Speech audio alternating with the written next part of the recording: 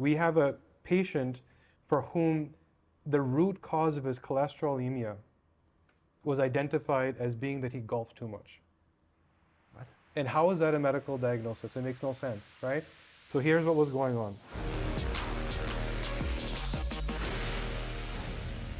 Kashif Khan, welcome to the show. It's a pleasure, man. Good to be here. Dude, I'm very excited. So what is the things that people can do on a daily basis if they want to stop aging or even reverse it if possible?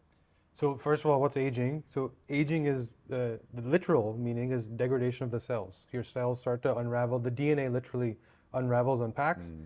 And the physical manifestation of that is, white hair, sagging skin, cells are degrading. So what causes that? Inflammation, lack of detoxification, and poor oxidation. So these three areas are the key factors in why cells get harmed. And they age, and then outwardly you start to age. So the answer isn't, here's what everybody should do. It's more that the answer is personalized. Here's what you should do and what you should do. Meaning, I could tell somebody that cardiovascular activity is what you need, and to somebody else, that's the reason they would age. Yeah, see, that's crazy. So what angle, we should probably get into the genomics of it all. So what's the difference between genetics, which I think most people are familiar with, and genomics? We'll start there, Sure. and then we'll get into how it could be possible that for some people running is the right thing and other people will look haggard and old because of doing it. So Crazy. genetics was rooted in our healthcare model, which is respond to illness, right? Pill for an ill. You're sick, we'll come help you.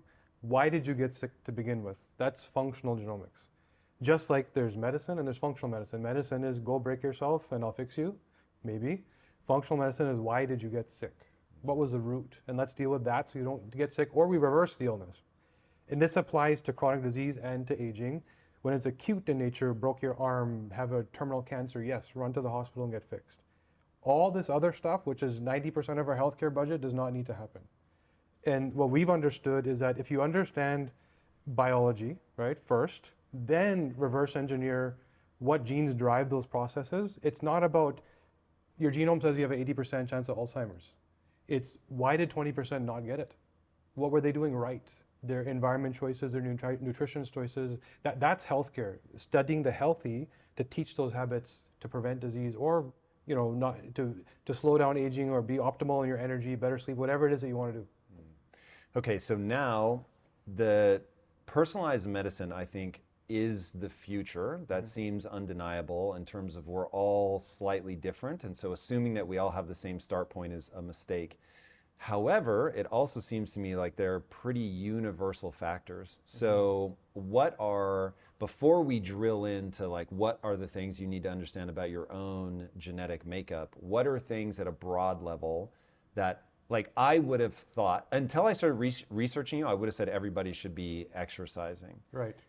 And if somebody had said, oh, I run every day, I'd be like, word, that's amazing. If somebody had said I was lifting weights every day, I'd be like, word, that's amazing. I wouldn't have thought that there are some people that are going to get themselves in trouble by running.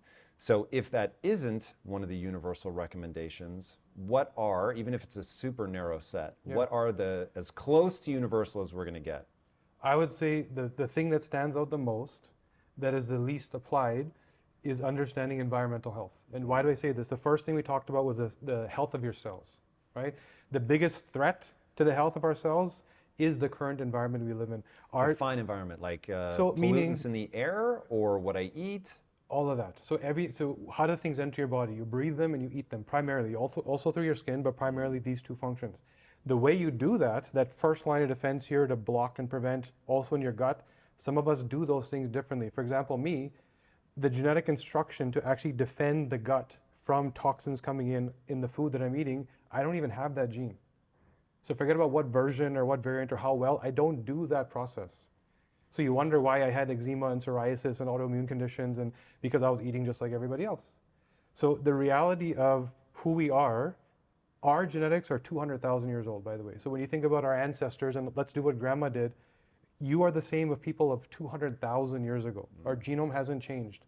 So imagine the reality of how we live, that blip in time, the last industrialized couple hundred years, agriculture is 10,000 years old, versus the 200,000 years of habits that we're wired for. and you wonder why chronic disease is so prevalent that you're just expected to have cancer and cardiovascular conditions, because the choices that, even the options, are not the right options, right? The environmental options, the pesticides in your grass, the drying agents that dry up the wheat so they can store them, that shouldn't be an option, right? And all of a sudden you wonder why everybody's so sick. This is why. So that's the one thing that I would say, if you can understand environmental exposure and threats, that will take you far. Okay, so we can probably spend a lot of time on this, and it's probably worth the time, but I want to make sure that we give people breadcrumbs to follow. So understanding genetics, I'm going to give it to people really simplistically, fill in any gaps that I leave out. So genetics are a literal instruction manual for your body. Oh God, that's so generic. But that entire instruction manual is inside of every cell, but only certain parts of the instruction manual are unwound so that cell type can read it. So the part of the genome that has to do with the heart is made available to cells that are heart cells. The part of the genome that has to do with the eye is made available to cells in the eye. And part of aging is that the wrong parts of the genome get exposed to that cell. So you get de-differentiation. So eye cells start, am I a skin cell? Am I a brain cell? Am I a heart cell? What the hell am I?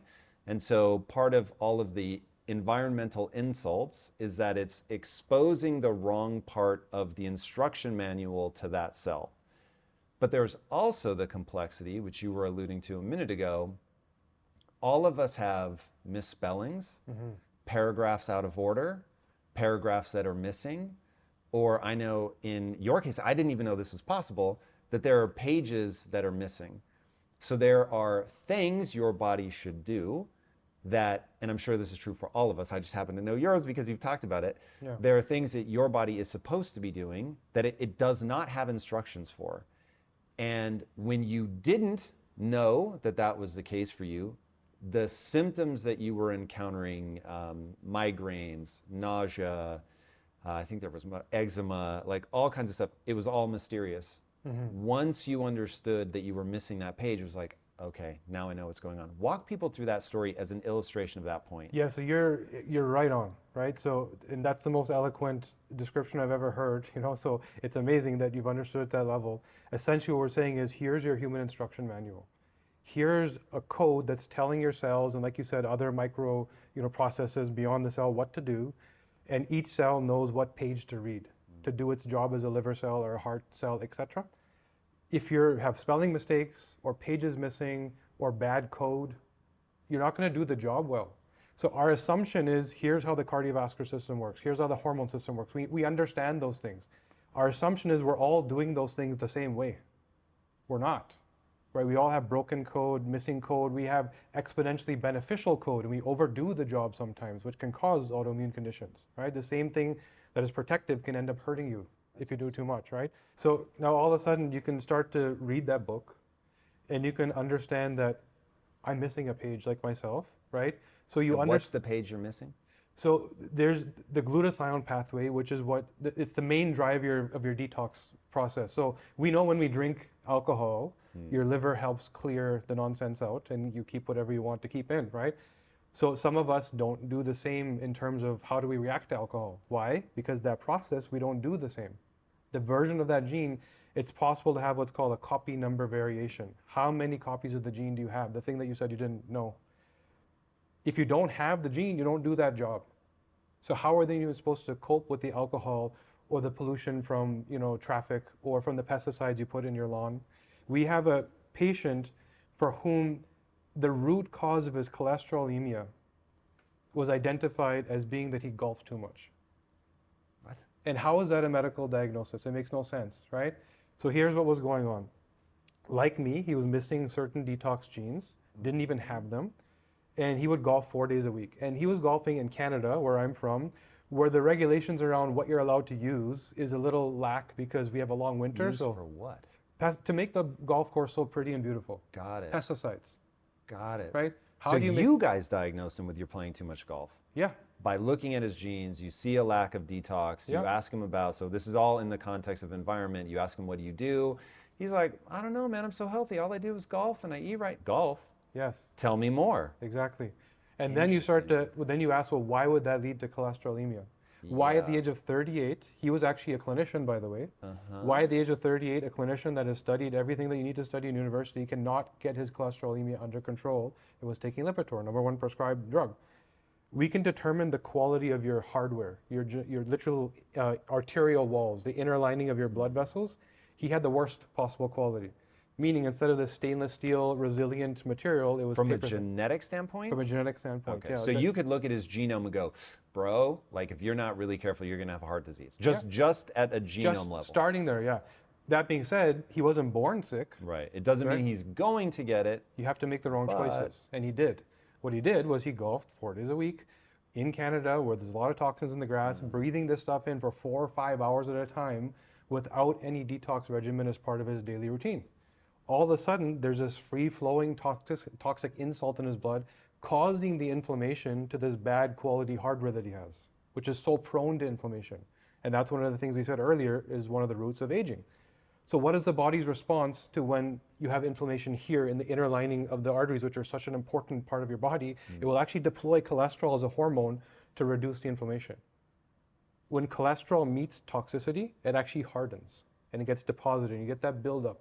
We can actually determine genetically how well you transport lipids. There's that HDL, LDL process. You're supposed to send it to the liver. Some people don't do that so well. And then that's another compound layer why he would get this so fast. So we start to unpack his habits and say, stop the golf, or the other dial you turn is start detoxifying. Take the right supplements, eat the right foods, keep the habit. Okay, you're going to keep golfing, then you also need to do this. Or stop the thing that's causing you the problem. Or hopefully a little bit of both. Yeah, so this is crazy. Okay, your own story, which I find fascinating. You're in an auto shop? What was going on? Paint fumes? Yeah. So you guys had a marketing company, if I'm not mistaken. Yeah. So that but was you're in the same building with somebody kicking off. My toxins. passion was always helping startups grow. I loved it. Right? I loved that zero to some level and then pass it on. And I did that many times for other people. Right? Me and my business partner, we had a very different experience where 3-4 years into our office environment, like you said, eczema, migraines, which was probably the worst part. He used to drive me home and I'd literally open the door and vomit out the door in the middle of the highway and then keep going. Psoriasis, which is different than eczema. Eczema is inflammation, psoriasis is autoimmune. And at this point, you're not making the connection between I smell the fumes and I start feeling bad? No. Well, I didn't even smell the fumes, right? I didn't know. All That's I knew was I felt terrifying. horrible. And you just believe, you go to the doctor, which I did, and you start getting a pill, and you believe this is part of life. This is part of aging. You get sick as you age. And I believed that. I truly believed it until I asked the question, why? Right? I'm 42 now, and I was 38 at the time. I said, why now all of this stuff happening at the same time? I must be doing something wrong. I want to really bang a drum here for people. So modern medicine is amazing. Acute care is absolutely necessary. But if you're having headaches and you just go, how do I get rid of the headache? And you never ask, why do I have a headache? You will end in a death spiral. So I went through this with my wife, and it was insanity. Yeah. Finally figuring out what was causing the problem. But until you get to the root cause of it, you could be exacerbating the symptoms. You're certainly only masking them. You have not addressed the root cause. And something I've heard you say is that all these things you think the spoke problems, if you deal with the hub issue, all the spokes go away. That's what happened to me. Yeah, I've been healthy I tested myself for biological aging at that time when I started to learn that there was a different way to control my health. And at 38, I was 43 internally. So you can do an aortic stiffness test, try and understand how much you've aged internally. I'm now 42 and my biological age is 33. Wow. So you literally went backwards from the biological clock. Is that the Horvath clock looking at telomere length? You can use, so yes, telomere length, which my aging paused. It hasn't increased. It actually, so a telomere is like these caps at the end of your DNA. And it's kind of like wear and tear. You can determine how much damage you've done to your DNA, and that gives you some indication of aging. This is understanding your cardiovascular health. How much stress have you put your cells under, that unraveling we were talking about? You can measure it specifically with this pulse aortic stiffness test. It's very easy. You do it on your finger. So when you're saying your age went backwards, the elasticity of your aorta improved. Yeah.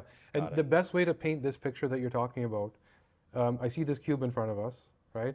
So imagine if I came to you, and this is just to help people understand, and this is exactly what I went through, and what actually most people are going through. If this was a fish bowl, and I came and presented you this gift of this fish, and let's call this fish sushi, so sushi's in the bowl, right? And I presented sushi in toxic, polluted water. You instinctively would know, let's get her out of there and put her somewhere else, right? But if you left her in there, what would happen? You would expect things like eczema, things like mood and behavior, banging on the glass, life is miserable, eventually cancer, right? Maybe cardiovascular, everything would start to go, we know that already, right? If you then put her into the healthy water, great. But what do we actually do? You leave her in the water, give her a pill for the eczema, a pill for the migraine, chemo for the cancer, and you stay in that environment. That's why I mean that environmental health is our biggest threat. The things that we're doing and the things that we're amongst are not what we're designed for. We don't have the genetic code to cope with our reality. We literally, this fishbowl is our reality. So you have to do two things, one of two things, or maybe both. Improve capacity, take the right supplements for you based on what you don't do well genetically, and we're not all the same, or remove yourself from this environment. And I did both, right? I'm healthier than I've ever been. I don't get sick anymore. I used to miss work every couple of weeks. I am healthier than I've ever been in every way imaginable, right? So that's exactly what would happen if you took sushi from here, put her here, gave her some time, healing. That is health, right? Dropping pills in there, that's not health. Yeah. So this is the hardest thing about health, is it's really hard to know what is causing the problem. And like even myself, I know that it's going to be environment or something I'm eating, right? Like it just, or sleep. But like there's a pretty narrow band of things that you know it's going to be one of those things. But even though there's only a handful of things, those things are so complicated. The fact that you didn't even smell the fumes that were creating the problem, that's terrifying, because now you have one less cue to pick up on. So this actually happened to me a while ago, maybe a year ago now. I was having tremendous brain fog. I felt tired all the time. I couldn't focus in the way that I normally do. And I was just like, what is going on? Like, this is so weird. I could not figure it out, couldn't figure it out. And I honestly was like, am I just overwhelmed with stress? Do I not like what I do anymore? Like, what's going on? And I thought, okay, if somebody came to me and described these symptoms, what advice would I give them? And I'm like, it's something you're eating. Yeah. And I'm like, but I'm not, I know my diet is so clean. There's nothing I'm eating that's problematic. And I'm like, I would still tell the person, whatever you're eating a lot of, stop eating it and see what happens. I happened to be eating a lot of pecans at the time. So I thought, well, pecans are the only thing I'm eating a lot of. Let me just cut them out and see what happens. 72 hours later, I felt perfect. Yeah. I was like, what the fuck? Pecans? Yeah. Like, how is this possible? Yeah. It seemed so unreal because I thought of pecans. I mean, they were raw pecans, first of all. Let's start with that. So it's not even like they were being processed in some crazy way. But then I tell my sister, can you believe this is the weirdest thing ever? I was having all this brain fog. I stopped eating pecans and now I'm fine. She's like, oh yeah, I can't eat pecans either. If I eat them, I get migraines. And I was like, what? I'm like, pecan. That was so weird to me. Yeah.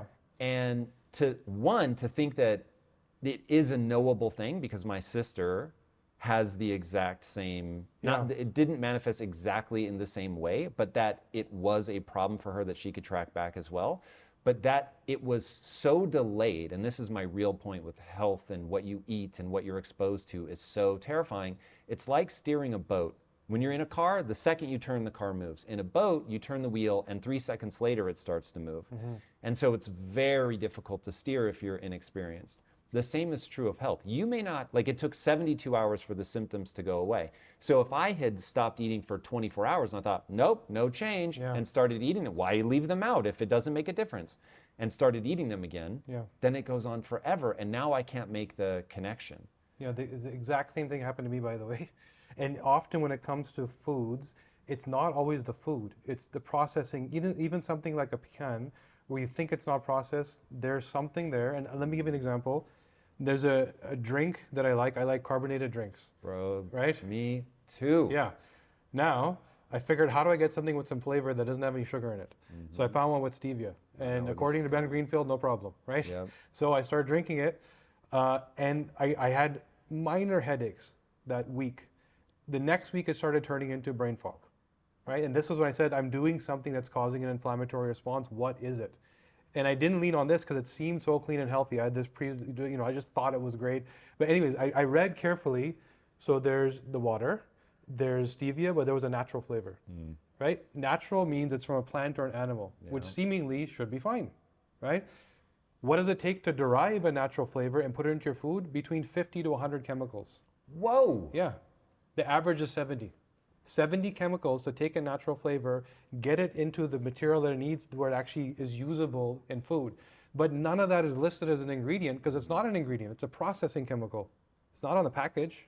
You don't get to see the 70 things you just ingested. Right? So I stopped drinking it like yourself. After the third day, symptoms were gone. Because the inflammation cycle takes some time to recover. You're inflamed, right? That would have led to mood issues, neurological inflammation. That would have led to arterial inflammation, just like my friend that had the golf problem. I don't have the best quality arterial lining, right? So it just depends how much inflammation are you getting, from what sources. You got to cut it all out and you can feel amazing. Yeah, man, this is, aging is a big deal aesthetically, but also from a performance standpoint and getting that stuff right. How much of this can we move backwards? So your arterial flexibility, you actually move backwards. It got more elastic again, which is phenomenal. So I'll just throw out a PSA. You are what you eat. Yes. And you are what you ate. So if your cows are eating Skittles, which I can't believe is a real thing, then you're eating meat, where the Skittles at a minimum would be stored in the fat. But even just like you're turning over, I think every cell in the body turns over, every 12 years maximum? And most of them are turning over a lot faster than that. So if you're ingesting something, then whatever those cells are made of, you're going to be intaking. And so you can move your things like arterial flexibility back, but can you, with the telomeres, I'm much more familiar with the Horvath clock, and like, I don't know, does that matter as much? Is so arterial flexibility the thing we're looking at? That's looking at epigenetic expression, right? So what does that mean? Your genome is, here's the instructions you have. Here's what your cells are being told what to do.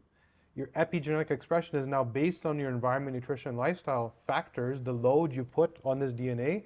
Some of those gene instructions may be sped up or slowed down. You eat a blueberry, it does something to your genes, a specific gene perhaps, right? Women know that if you use curcumin and turmeric, it slows certain, or DIM for example, it helps them with their hormone imbalances. What the hell is DIM? It's a supplement that is in any female menopause or hormone estrogen dominance supplement. So if I have your DNA, I can tell you exactly how your hormone cascade looks, meaning like yourself, just by looking at you, androgen dominant. A lot of testosterone, not a lot of estrogen, and good, clean androgens, not the toxic DHT. You don't clear it. You also don't, you don't convert into estrogen, like I said earlier, right? So it's clear from your phenotype, your manifestation of the genes. So all of a sudden you can be very clear about that stuff. And then if somebody like yourself is androgen dominant, we can start to pick at that and say, well, now what problems does that cause? It's a benefit to you. You're going to live a little longer. You're going to have a little more vitality. You're not going to age as fast, right? But it could lead to... The truth is, hitting your career goals is not easy. You have to be willing to go the extra mile to stand out and do hard things better than anybody else. But there are 10 steps I want to take you through that will 100x your efficiency so you can crush your goals and get back more time into your day. You'll not only get control of your time, you'll learn how to use that momentum to take on your next big goal. To help you do this, I've created a list of the 10 most impactful things that any high achiever needs to dominate. And you can download it for free by clicking the link in today's description. All right, my friend, back to today's episode. Prostate issues, right? It could lead to, if you were to, God forbid, get something like COVID, you might get a little more sick than other people. Whoa. Myocarditis, right? Why is it that so many young men that's the outcome of injecting something into, because of what's happening with their testosterone level? Then why not every young man, only some? Right? Because their hormone paths are different. The genes that are instructing what they do with their hormones are different. So if you are in that bucket where you net out, like yourself, a lot of clean androgens, myocarditis is a real risk, right? Where it isn't for some other people. And that's why I'm saying that the very first thing I said is personalization. Any question you ask, The answer isn't the same for all of us. The same thing that could be highly beneficial for somebody, first thing we talked about, cardiovascular activity, right? Let's get into that. Your oxidative pathway, what happens when you're running? You're taking in more oxygen. All the cells in your body take in oxygen and nutrition to create energy, right? And in that process of using oxygen to make energy, you also create an oxidant. And that oxidant is a free radical. It's toxic. It causes inflammation. Your cells is a gene called SOD2, which is meant to clear this from the cell. So it's meant to go find it, get rid of it, put it into the blood, and then your detox pathways catch it, grab it, send it to the liver, and then you're done. If you don't do that well, then it's kind of like having a fireplace with no chimney. And the soot is just piling up. And you're running on the treadmill. And that oxidation is choking your cell and aging it faster, creating that inflammatory state that you shouldn't have because you're doing something that is misaligned to your genetic capacity, right? If you also don't detoxify well, it's also now causing inflammation in other parts of your body. So that thing could be the root cause of your cholesterolemia because, again, an inflammatory insult to bad hardware, right? Or that thing, if you deal with oxidation really well, then you do get the cardiovascular benefit because your cells are not choking on oxidation. And it's going to add 10 years to your life, right? So the habit misaligned to your genome equals problems. A habit aligned to your genome equals life extension. Jesus, man. So we get so much advice. And from diet, eat like this. I remember as a kid, my dad was very overweight, and the doctor was like, if you don't change your diet, you're going to die. And their advice, though, was to basically go high carb, low fat. Yeah. Whoops. So not great advice. The good news is that my dad is hyper disciplined, so he just restricted the life out of his calories and ended up losing a lot of weight. Awesome. But that is just, thankfully, in fact, I'd be so curious to see if you can actually see willpower in the genetics, because man, I have me some willpower. Yeah. Like that is for sure. Yeah. And I think my dad probably does as well. Watching him like go, because there's the book,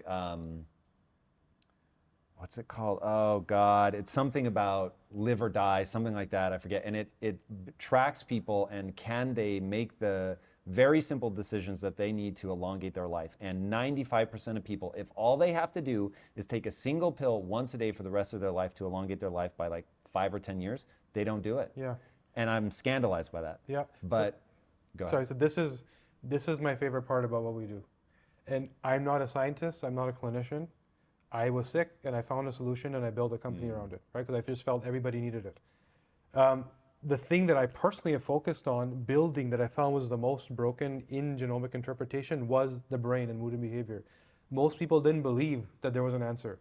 So that belief that 99% people won't take the pill, it's that 99% of people were given the prescription in a way that doesn't align to their thinking. They will all take the pill if you understand how they think. Now you're in my zone. Yeah. How is that possible? So take me for example. The dopamine pathway, which you're familiar with, pleasure and reward, right? That chemical allows you to feel these two things. We understand biologically how that happens, and we understand what gene instructs each step. So first of all, sensorial type activity happens in 3 phases. The anticipation, you know it's coming, you smell the tasty pizza. These are the steps of dopamine. These are the steps of dopamine and most other sort of feelings, right? Anticipation of the feeling, you know it's about to happen, as long or as short as it takes. Then it happens, you're in the moment, and then you have to clear it. You have to come back to normal. So that's Clear the neurochemistry, the actual dopamine from the system. Yes. So the way I anticipate and bind experience, my ability to bind my sensors, the actual receptors, are very sparse. So there's a gene called DRD2, which determines the density of those receptors, and I'm slim to none. Okay, I want to walk people through this because this Sure. is important. It's the same with insulin and insulin receptors. Yeah, exactly. Yes. So you have a cell. Yeah. I'm going to describe it what I think is true, but jump in if I'm inaccurate. So you have a cell. On the outside of the cell are receptors. Basically, I imagine them as like little grabbing hands or locks. Yep. And you've got dopamine floating around as a thing to be grabbed, or keys, whatever analogy you prefer. And if you have a lot of receptors, there's a lot of grabbing hands. Boom. They grab the dopamine. There's a lot of locks for that key to unlock.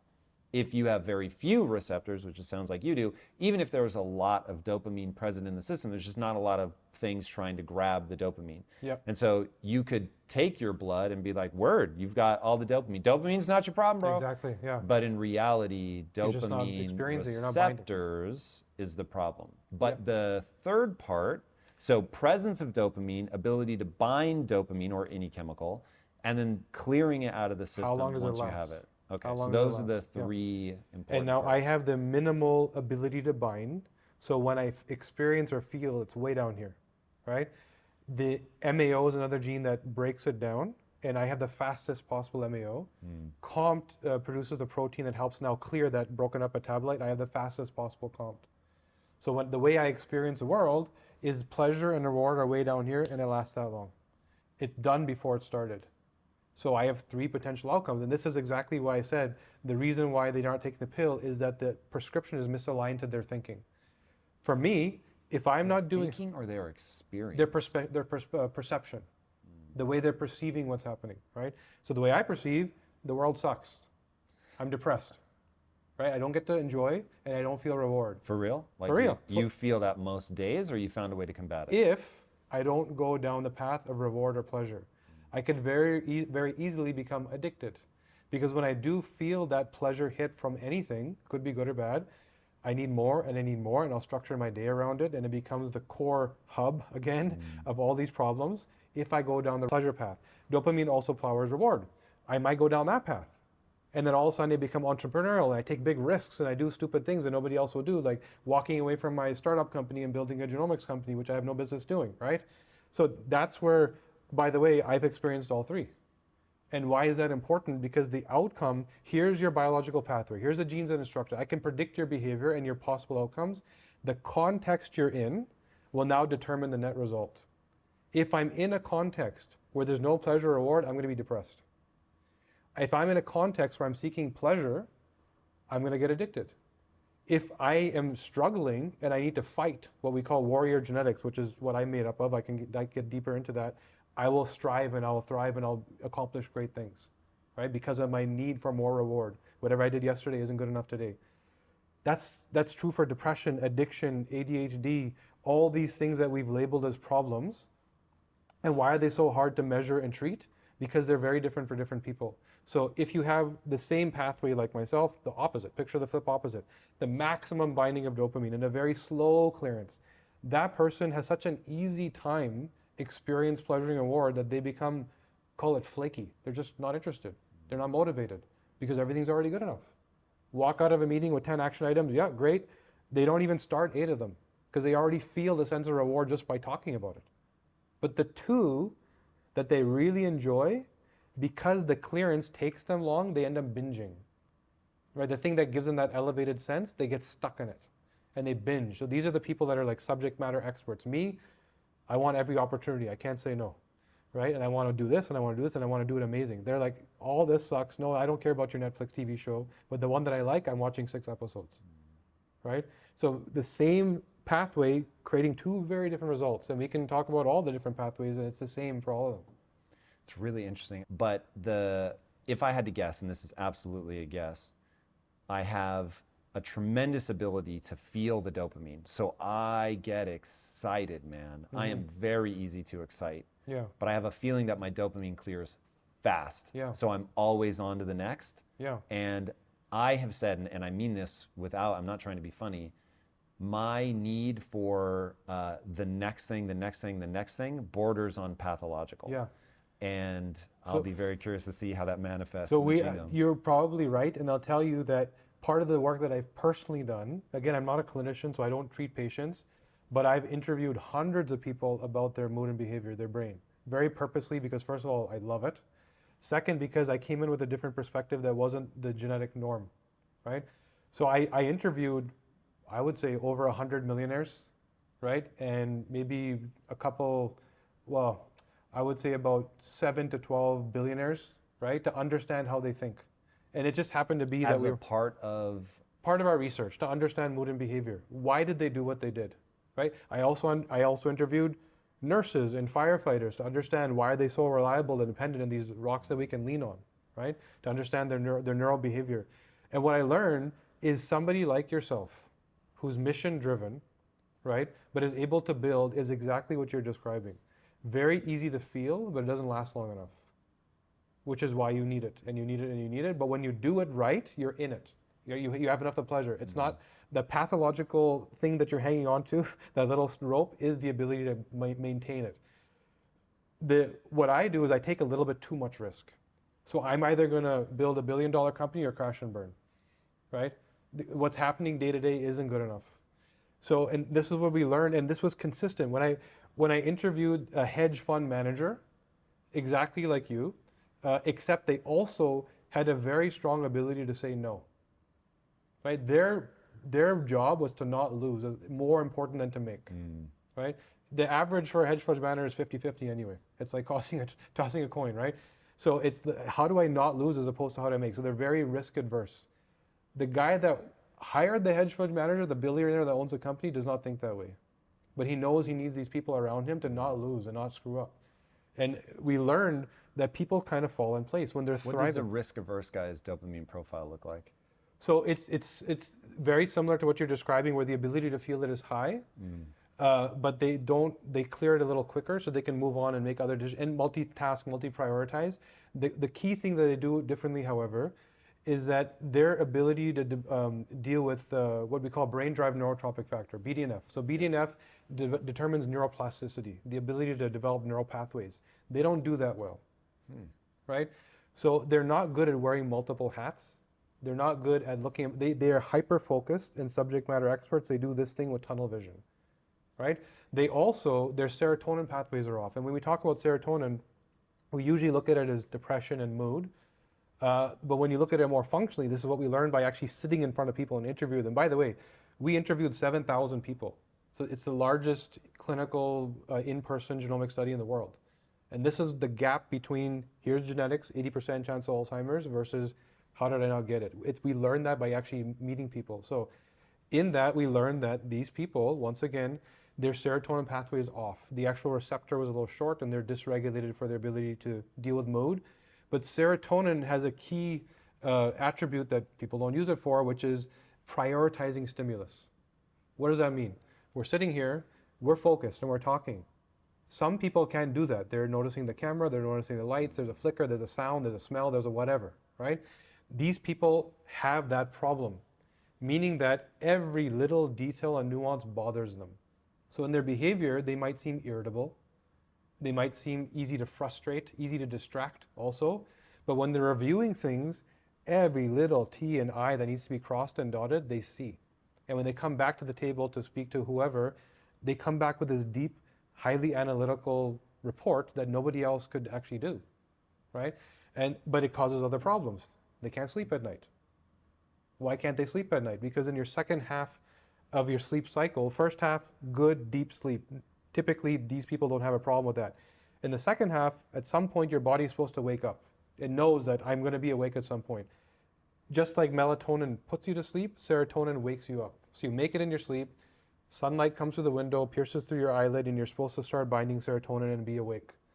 So that stimulation, because they can't prioritize stimulus, they don't know if the temperature off or the weird noise or the, hubby's pulling on the blanket, all of that sensorial problem triggers the serotonin binding, because their body doesn't know what to focus on. And then they can't sleep in the second half of their night, right? So this functional, approach to their specific problem as opposed to take a pill, which once again may not actually solve their problem, right? So we learned all of this stuff by sitting in front of people, interviewing them, and just continues to blow my mind every day. Are we slaves to our genetics? So no, not at all. And this is the misconception that your genes are your destiny, right? They are your destiny if you don't understand them and you're doing everything wrong, right? And for the most part, we aren't designed for our current reality. That is true for most people. What does that mean? Give me a quick thumbnail sketch of current reality. Current reality is you go to work and there's chemicals that painted the wall, there's chemicals that cleaned your carpet, you're working on a desk that was just cleaned by the cleaning guy, you received mail and you're touching a package with pollution all over it, right? Are you designed to cope with all that? You're going for a quick bite at lunch and something that was wrapped in plastic, you're ingesting microplastics. Are you designed for that? You didn't sleep enough and you're stressed for 8 hours straight and producing cortisol. Is that what your ancestors did, right? you're not outside getting vitamin D, which, by the way, of the 30,000 some odd genes in your body, 10% of that, 10% of your genes require vitamin D to function. Whoa. Yeah, so 10% of your human biochemistry is dependent on this one micronutrient, right? And you're indoors for 10 hours, 12 hours, and then you go home and you're indoors again, right? So we're not doing what we're designed for. Not at our fault. We don't know. What we know, I can do whatever I want, and when I break myself, the doctor will fix me. That's what we know, right? We don't ask or don't even believe that it's possible to not get there, to not be sick in the first place. Quick derail on the vitamin D. Sure. So I get vitamin D as a matter of religion. Yeah. Because I read something. How true this is, I'm not entirely sure, but it sounds like where you're going, that this will be pretty accurate, that if you get skin cancer, you are more likely to survive skin cancer if you get a sunburn than you are if you get no sun.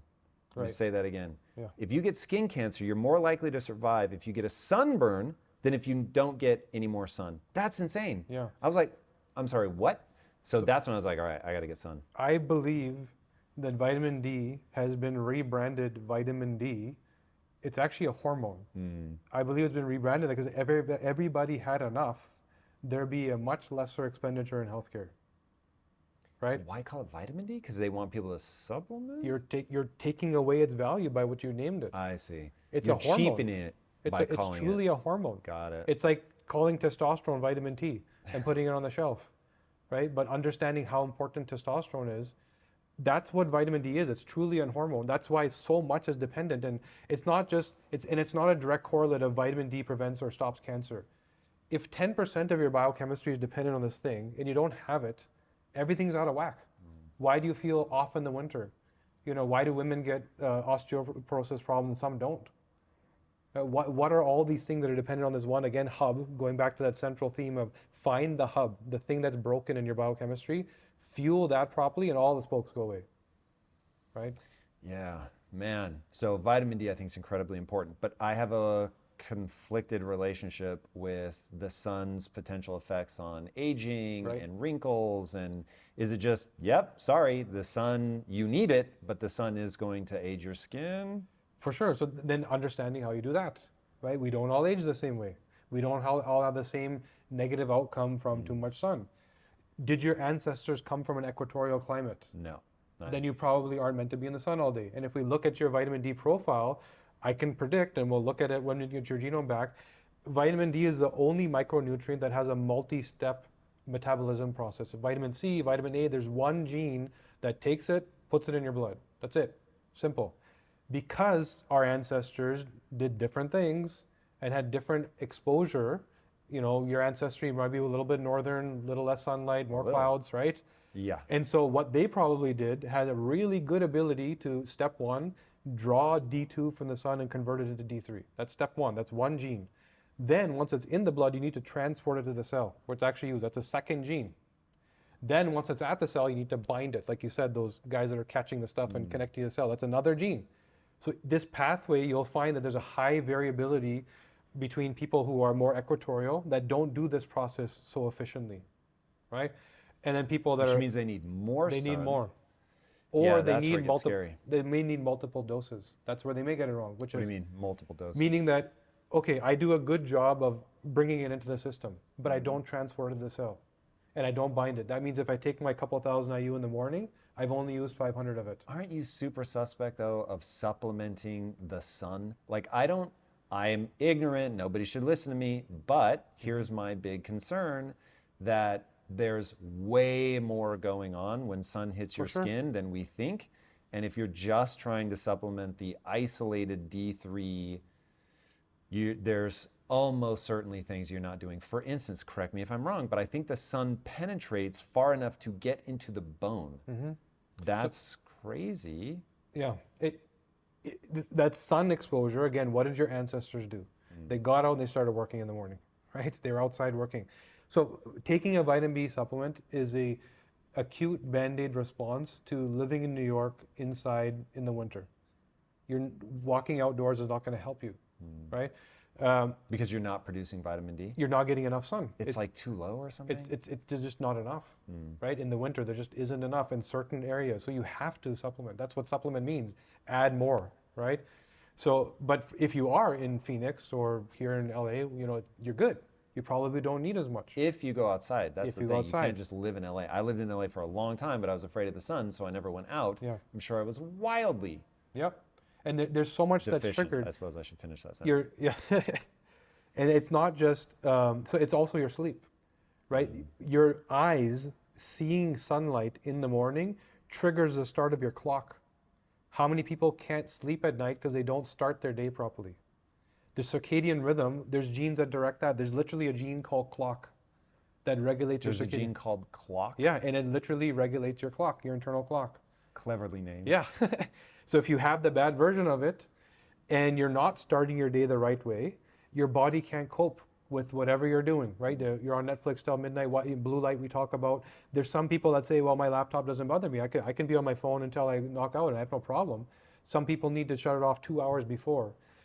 So starting your day the way your ancestors started, which is out in the sun, your eyes getting that dose of sun, like actual sunlight, will turn your circadian rhythm clock on so that your body knows what time to sleep. Right? It's simple things like that. Yeah, going back to your idea of ancestral stuff Yeah. and not thinking about your grandparents, because we're already now, that's what, 100 years ago versus the 200,000. I've heard you say 200,000 and 250,000 Yeah, that we've basically been modern humans. Yeah, that's the range, right? And different people will say different things, but something happened around that time where we became who we are. Yeah. So our brain changed, right? We developed emotion, we had developed complicated speaking skills. Our bodies changed, and we basically, whatever you believe about where we came from, whether it's the religious belief or the scientific belief, we became who we are. Yeah. Right? Humans then existed. We did not change, and we still haven't changed. So if you look at the genome of that 200 to 250,000 year old person, it's exactly the same as it is today. If you are a Ferrari, right, and you've designed to be a Ferrari, and you race a track for 200,000 years, and all of a sudden, every Ferrari is going off-road. They're all going to break, all of them, because they were not designed for that. And that's what we're doing to ourselves. We're all that fish in the fishbowl, where industrialization, processing, and it's so much more worse for women. You wonder why there's the prevalence of, why is it that, 80% of the Alzheimer's cases are in women? 80% of the research dollars are spent on men. It's more than that, actually, but the cases are in women because they also have to deal with the cofactor of estrogen toxicity, which we don't as much. Some of us do, but most of us don't, which is another internal source of inflammation. And these same chemicals that I'm talking about that cause inflammation also mimic hormones as they enter your body. So imagine you're a woman that in your hormone cascade, we can determine progesterone converts to testosterone, converts to estrogen. And there's nuances in how you do that. Men and women do the same thing. Men do it every day. Women do it once a month. Same cycle, right? So some women, progesterone to testosterone to estrogen, filling that estrogen bucket really, really heavy, right? What do you then do with that estrogen? You convert it into a metabolite before you get rid of it. It could be toxic. 2-hydroxy is called, great, that's what you want. 4 and 16-hydroxy, highly, highly toxic. And a lot of women do that. Even then, it doesn't mean you're sick. Now add to that you're, again, pesticides in the grass, cleaning chemicals, something as simple as a printed grocery receipt, the laser printed ones, Teflon coated frying pan. Ooh, stop, you gotta tell me more. Yeah. So I eat off of Teflon all day, every day. Hormone disruptor. Okay. Yeah, crazy hormone disruptor. How do I scramble my eggs? So for you, it's not, again, personalization. For you, it's not that big of a deal because you're highly hope? Yeah, you're On the androgenized. inside, I'm only 27 years old. Yeah. No, I'm kidding. But for real. So Yeah. let's assume that I shouldn't be eating Teflon. Yeah. How do you scramble your What eggs, did your ancestors mister? do? Cast I can't iron. have Cast iron. Cast iron. That's what that shit that's is what they gonna use. stick Yeah. to that pan You gotta do so the work. hard. You got to do the work, man. You got to put butter on there, make sure it doesn't stick. Interesting. Yeah. Cast iron, huh? Yeah. Not ceramic. Ceramic, I haven't personally found a problem, right? I don't think there is a problem. Not a hormone disruptor as No. far as you know. No. But Teflon, yes, right? Chemicals in general, most chemicals in general, hormone disruptors, what we call endocrine disruptors. Plastic water bottles. Horrible, Really? horrible, yeah. You're taking everything away. Yeah, especially in a city like LA where it's sitting in the heat and the plastic is seeping into the water even more exponentially, right? So if I keep them cold or no, even then it's bad. even then, but the heat makes it much worse, right? So all we're saying is that women are worse off. And you ask all these questions, 66% of women will die on their first cardiovascular event with 0 symptoms or warning signs. They don't even know they have a cardiovascular disease. Why? Because of the cofactor of estrogen toxicity. They're hit with this cholesterol problem, whatever other problem, but they're also dealing with this other inflammatory women typically live longer. How is estrogen toxic? Or is there a natural way, like, hey, in the 250,000 year time horizon, estrogen was fine, but in a modern scenario, because of XYZ, it's problematic? So the women that we're saying live longer are not of this generation, right? Ouch. You're thinking about grandma, Ouch. right? You're thinking about grandma everything is laced in chemicals. That's a different reality. Whoa. Right? Women of today, why is it that it's either crazy menopause, infertility, What the fuck? Why? I'm not selling my wife out. She's talked about this publicly, but she hasn't had a period in a long time. Now she's way too lean. Yeah. So I'll just tell you that's part of the problem. Yeah. But what the fuck? That's what's happening. The hormone 85% of North American women. How many? 85% of North American women will take a birth control pill for 5 to 15 years. Yeah. Right? That's just fueling that estrogen fire. And then once you're off the birth control pill and you get close to menopause, you go on hormone therapy. The estrogen fire. Yeah. Okay, so women are taking way too much estrogen. It's combined with environmental toxins, which we will include food. Fill the in bucket that. even more. Yeah. Now we've got a problem. It's getting stored in their fatty tissue, which means hips and breasts. Is this the theory on why women get breast cancer? One of the reasons. This is a functional reason. So there's actual genetic conditions, meaning there's a gene that's turned on or off, which equals a problem. Okay, so we're back to BRCA. BRCA, BRCA. So BRCA. So the belief is if you ask a woman about BRCA, even if you ask a doctor about BRCA, they will tell you breast cancer risk. BRCA does not cause breast cancer. It actually protects you from it. But if you have the bad version... Okay, I was going to say, why does it have such a bad reputation? Yeah, so the reason is because some people don't have the good version of it, right? That somebody has the bad version of BRCA. BRCA is a tumor suppressing gene. So if you have breast cancer, it's supposed to fix it. Got it. If your repair tool is broken, because your genetic code is broken, you don't fix it. So it's a BRCA variant that people are freaked out by. So what that means is not risk of cancer, inability to recover, inability to fight it. Right? But so many more women are getting breast cancer, right? Why? It wasn't that common. You know how they used to cure breast cancer in England? Eat blueberries until you turn blue. I'm talking about like great grandmother's generation, and it worked. Why? Because of the gene expression modulators that are in the blueberry. Will you actually turn blue? Well, that's a bit of an exaggeration. I was going to say, because I know with carrots, like you will start to get skin-colored. Yeah, if you're eating that much of it, it's going to change. But anyway, that was the solution, and it worked because the hormone dominance, hormone estrogen, the fuel of the fire wasn't to the degree that it is today. So let's get back to that. So now, BRCA, you have the good or bad version. You either do a good job of fighting cancer and you don't. But why did you get cancer to begin with? That same woman that we just described that has a heavy load of estrogen toxicity, which is a lot of women, who then, step 2 of 3, converts it into a toxic metabolite. One of 3 options. 2 of the options are toxic, 1 isn't. Most women are in these toxic buckets that we've seen, right? Step 3 of 3 is you now need to get rid of it. So you produce this toxin, your oxidative pathway is the same thing we talked about, the marathon runner that causes the cardiovascular problems, right? Then the glutathione pathway, the guy that was golfing that clears the toxin. The same pathways also clear this stuff, right? So now all of a sudden, if you don't do that job well, I'm estrogen dominant, estrogen toxic, and I don't get rid of it. I now have a toxic environment. But why did women of last 2, 3, 4 generations not have the propensity of breast cancer as they do today? Because now you're also dealing with the hormone disruptors, the 10 years of birth control pill, the 5 years of BHRT, hormone replacement therapy, trying to look young and beautiful, the Teflon-coated frying pan, right? The pesticides in my grass, the plastics and all these other things that are in my food, that are on my table, that are in my makeup, the phthalates and all this stuff, and everything that is going in through your lungs, stomach, and skin and entering your bloodstream. That's the woman who has fueled the fire to such a degree that, like you said, the body is wondering, what do I do with all this stuff? When you're menopausal, you don't have a cycle anymore. That cleanse, that monthly cleanse, why do women get rid of this material every month? The miracle of the human body. When you say get rid of this material, they shed the uterine lining. Is that what we're talking about? Estrogen toxicity is that byproduct of estrogen is 4 and 16 hydroxyestrogen is what they're called. That's that toxic metabolite. You're getting rid of it every month, right? If you don't have a menstrual cycle anymore because you're menopausal, you're not getting rid of it.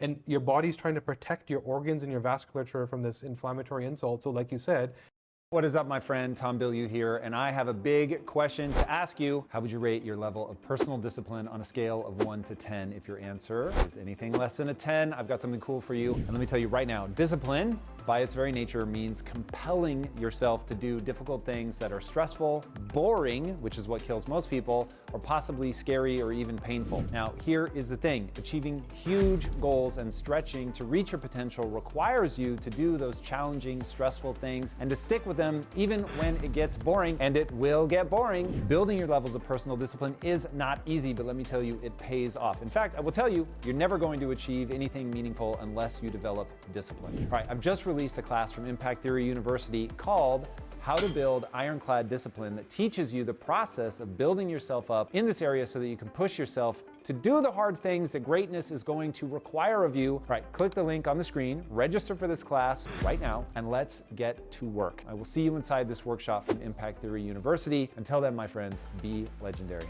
Peace out. it goes and stores it in fat. And women have fat in the breasts, and they have all these glands meant to deliver milk that were not designed structurally to deal with that level of toxin. And they get inflamed, and the cells become damaged, and then you get cancer. That's one answer. There's many ways you get there, but that's one, right? If you know, if I test a 5-year-old girl and I tell you this, you can absolutely then prevent the cancer because she knows what choices to make, right? Don't take the pill. Stay out of the toxic soup. Make sure you keep your period. What else? It's a couple of things you can do. It's one, here's the biological function I don't do well. So I need to take the right supplements or eat the right foods to support that genetic expression, right? And we've mapped all that out. It's easy to prescribe now. It was a gray area before, but it's easy now. Second thing is, don't do the things that you're not meant to do. So what are if the prescription is easy, eat a lot of blueberries apparently. What else?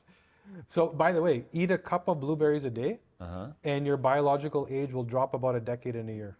Then I'm an infant. Yeah. I eat the most blueberries. Yeah, the antioxidant, if you're eating proper blueberries, right? Like small, organic, clean. Small, Yeah. mine are often very large. So food, that's one telltale sign, by the way.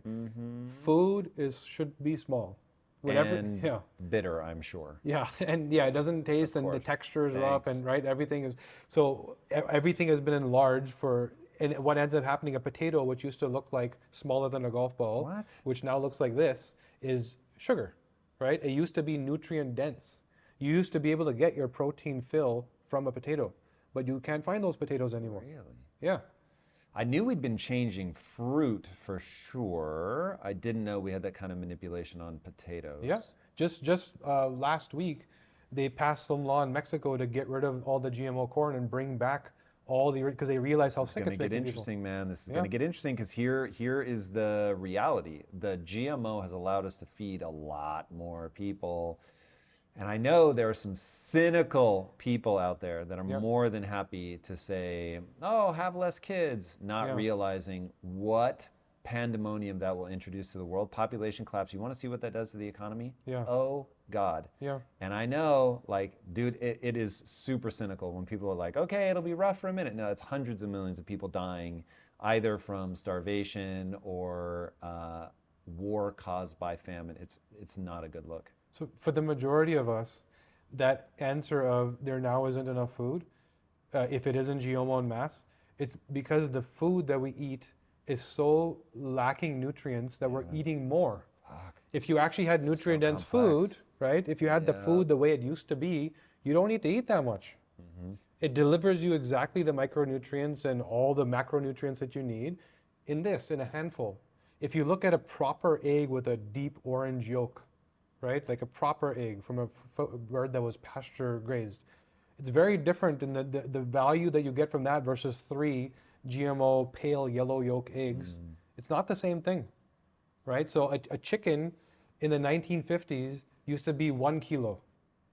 In the 70s, and I'm Canadian, so I'm using kilos. In the 70s, they were like 2, and now they're 4. That's a proper normal chicken. They have quadrupled in size. Imagine what is the average human, like 170, 180 pounds? What if the average was now 800 pounds? We're getting Yeah. close. Yeah. I mean, so you said something earlier that made me think about, so the genome doesn't change rapidly, evolution happens slowly, and from a religious perspective, I'm perfectly happy to say God gave us evolution, whatever, but evolution is happening. I can't remember if I heard this from you or somebody else, but there are elephants now being born without tusks because they're not being poached. Right. Elephants without tusks stay alive longer, have more children, which is now why, because of poachers, that we're starting to see more and more being born without tusks. Absolutely fascinating, and it begs the question, will we get people that are good at dealing with environmental toxins and obesity? Like, are we going to get good at being fat? Like, it's so that's funny because question. the GSTM1 gene, which is protective of the gut, when we look at our data, Protective in what way? kind of like your first line of defense to bind and prevent toxins from causing problems, entering the bloodstream, and also protecting So people with a better epithelial lining? No, the inner gut wall. So the toxins that come along with your food are extracted and removed. Got it. Right? Which then allows the lining to be healthier, which prevents leaky gut and gut dysbiosis. You'll have a healthier gut, right?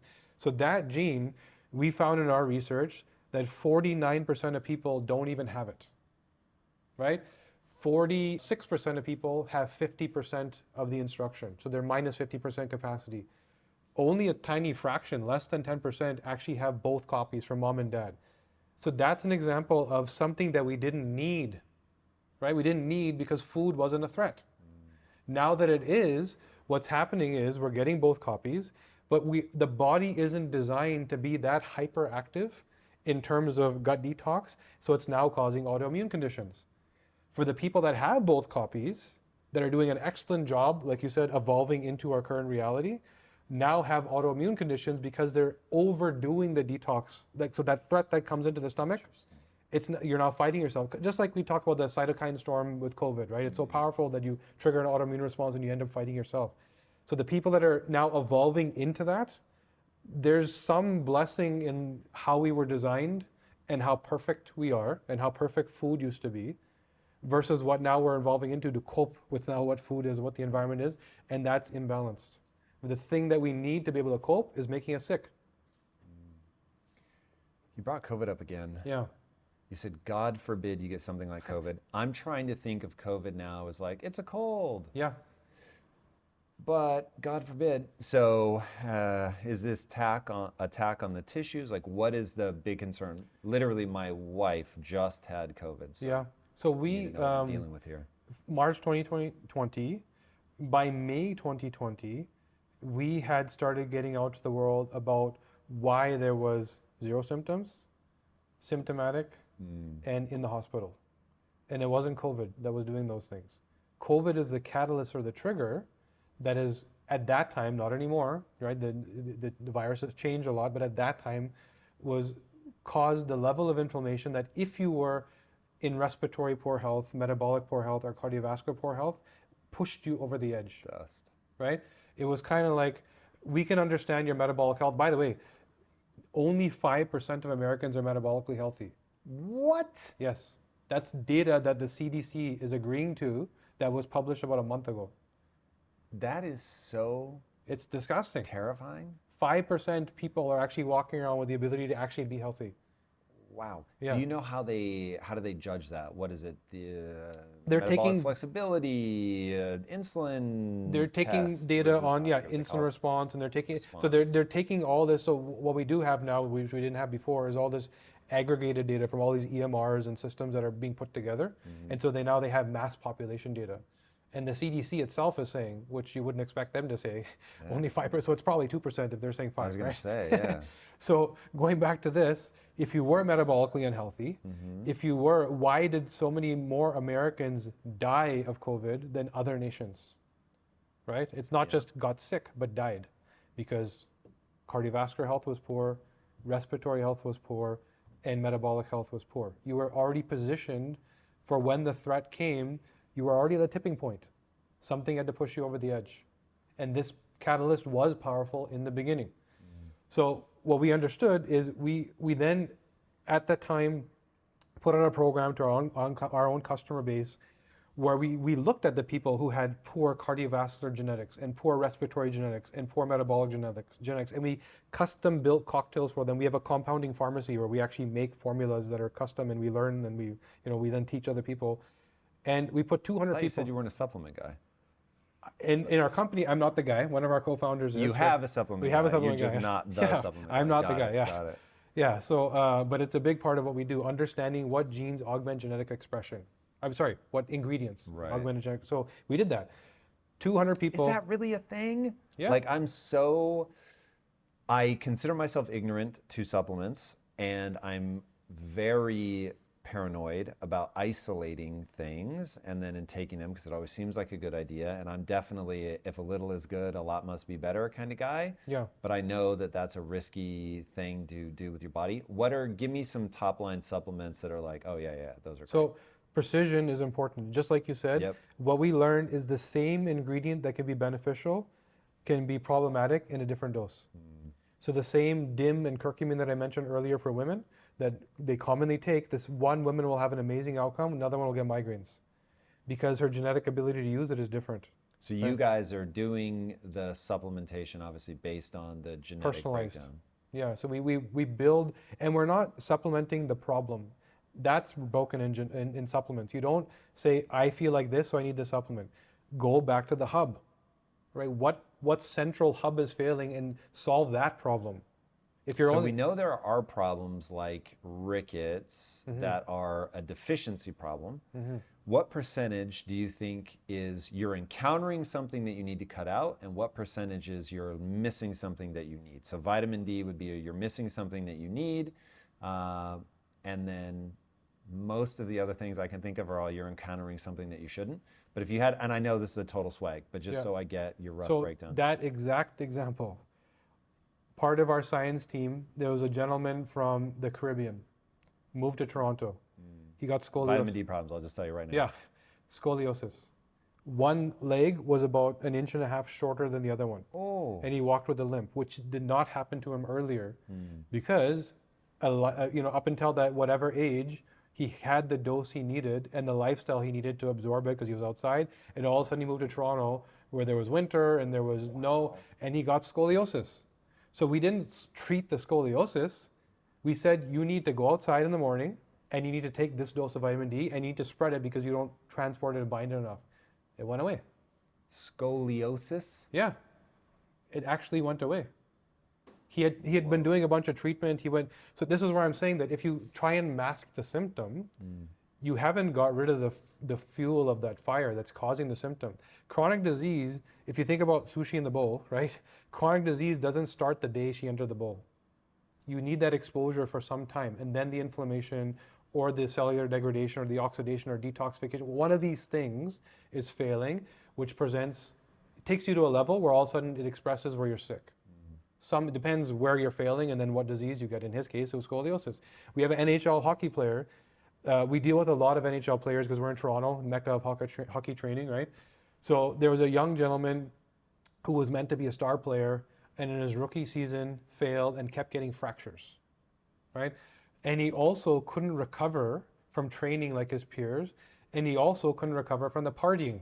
When they would go drinking and doing whatever they did, he would need to rest, and that was affecting his mood, and it was also affecting his game. So what did we find? This guy was half Mexican. So his ancestry, 50% of his ancestry spent time in the sun. He also grew up in southern, I think in Arizona, right? So now all of a sudden you have a guy that you pick out of Arizona, drop him into Toronto, training indoors on an ice rink. That's what he does. And you wonder why all of a sudden he started getting fractures. because he has a genetic pathway to not use the vitamin D he's getting because his ancestors were overexposed. They were outdoors all the time. There was sun all the time. So when you have that much, vitamin D is toxic. It's one of the few, it's actually probably the only micronutrient which you have too much, it's actually harmful. And your body will store in fat and try and protect you. So to mitigate that, the gene pathway to transport it was slowed down. The gene pathway to bind it was slowed down. Now you take him out of that context and drop him into a different context, which he's not aligned for, and he starts getting fractures. So he's already got a lot less sun coming in, and he's had an adaptation historically to make sure that he slows the processing of that to make sure that he doesn't take in too much. So you've got a quadruple whammy by the time you're up in Toronto. Wow. And now it starts affecting his mood, which affected his game, because vitamin D, your neural pathways are also driven by it, right? So if you don't have enough, you wonder why so many people in the winter just feel off. I have the winter blues, right? And suicide levels at Christmas time. Yes, there's some social factor there, but it's also this. That's when you have the least vitamin D in your system. Yeah. Right? Yeah. Yeah, man. Like, this is crazy. So I'm going to take my swag at what I think is deficiency versus what I think is you're encountering something that you shouldn't. I'm going to go with a nice 80-20 rule. 80% you're encountering things you shouldn't. Your diet, environmental toxins, danger, Will Robinson. And then 20% is you probably should be getting micronutrients from vegetables, though vegetables, at least in my sort of semi-educated way, like you have to be a little bit thoughtful about what you're taking in because the plants have their own defense mechanisms. Yes. And then I've just seen it just absolutely slap my wife around. Yeah. Like if she's having a flare-up, digestive flare-up, then it retreat to meat. If she retreats back to beef or lamb, she's good. It's never like, oh, go heavy on the spinach. Then it's we're going to exacerbate the problem. Yeah. So I'm super suspect to that. But also, I don't know, just long term, it feels like you probably need some micronutrients from that, even if it's just getting some dirt from the soil. But yeah, what do you think? 80-20? Am I crazy? It is. So the funny thing is, just this morning, I was on this call with this telemedicine company who wants to incorporate a sleep program into what they do. And our deck literally says 80-20. Really? Yeah, it's right in there, right? And so to take your wife as an example, there's a gene called FUT2 that determines... FUT2? No, FUT. F-U-T. There we go. I was like, I heard it again. Yeah, but there is a gene called MTHFR, which everyone refers to as mother something, right? But and that's a methylation gene. So anyways, FUT2. Most people that we have seen cannot be vegans. Wow. Yeah. The enzymes required to rely on all the proteins that are like, lentils, beans, legumes, chickpeas, all that stuff. So much sense. Right? Yeah. The enzymes required are developed by one gene, which most people have the bad version. Dude, I'm really interested in getting tested now because I look at somebody like Rich Roll and I'm like, I promise you that man is a beautiful human being. He's not lying. Yeah. So he really feels awesome. It's really served him well. But every time I try it, I'm like, I don't feel good. Yeah, me too. I had the same, and there's more people in that bucket than the good bucket, but the people for whom it's good, it is incredible, right? It makes them feel amazing. You said your wife likes lamb, right? Again, and the FUT2, by the way, is part of the methylation pathway, your anti-inflammatory response. There's another gene in the methylation pathway which determines what version of B12 you need. So the B12 that you get from beef is metabolized in your gut. And if your ancestors ate a lot of beef, you probably are designed to do that. Most of our ancestors didn't. Most of them ate lamb and sheep. Easier to herd, there's a lot of convenience around it if you think about way back when. Right. And so you have a different version of the gene where you actually metabolize B12 right in your mouth, under your tongue. This is why grandma says, chew your food. She's right. There's some micronutrients that you actually subliminally under your tongue directly absorb into your bloodstream, right? And so even when you take a B12 supplement, you have to take the version that your body actually metabolizes. Right. And now when your wife will eat lamb or sheep for a week, or even goat, she's gonna feel amazing. Her brain's gonna be a little sharper. All these like pains and aches might go away. Inflammation load goes down. She might sleep a little bit less and she get better, deeper quality sleep because this one micronutrient is triggering all these anti-inflammatory responses. Yeah. Right? Take that away, all of a sudden she doesn't feel good. Somebody else may not have the problem. They eat beef every day and they feel amazing. Yeah, so much debate about diet, like religious zealotry, anger, and getting to the genetic component of like the person that's really fighting for their way, it's like, yeah, it probably works for you, but the idea of one size fits all just doesn't add up. That is the key with diet, is removing one size fits all. Trial and error. You're inundated with, I listened to this podcast, I watched this YouTube video. It worked for that person. Look how amazing they look. I don't disagree. It probably did work for that person, but are you that person? Yeah. Right? The same, by the way, brown guy, right? Insulin response is known as something that's caused by sugar, because all the research is done on you, Western European white male. Brown guy, I also get an insulin response from saturated fat. It's not in the literature anywhere. Interesting. Because my genetics are not like yours. And you wonder why so many South Asian people suffer from diabetes and cardiovascular disease no matter what they're doing, even if they go on a carnivore diet, because they're eating the thing that triggers insulin response, which it doesn't do for a Western European white male. Right? That genetic nuance, that one thing could be the reason why they got sick or lived an extra 10 years. Right? Yeah. Yeah. And it's endless, man. You can dive into anything. We can dive in. This stuff is so complex. Yeah. That's the catch is I'm grateful because we're obviously moving in the right direction. People are beginning to learn and understand like what's the role of genetics, what's the role of environment, what are things that are environmental toxins, how much has the food supply changed? Oh, you can't just spray glyphosate on everything? Like, you know, antibiotics. Like I remember when my wife first went through the big dramatic like problem with her gut was probably about a year before that. I didn't even know what a microbiome was. Right. And so thinking about how new the microbiome is to science, most people, most doctors 20 years ago didn't even know what a microbiome was. So as we get more of this information, we begin to realize what we can do about it. Now, one thing I want to ask as somebody who's focused on DNA, what's the idea behind junk DNA? Is it junk? Does it have purpose? So what we believe is that genetics isn't interpreting DNA properly. So all that stuff you hear, right? Define junk DNA for people that don't know. There's 30,000 genes, right? We used to believe, by the way, up until a month ago that there was 22,000. The human genome was just fully sequenced a month ago.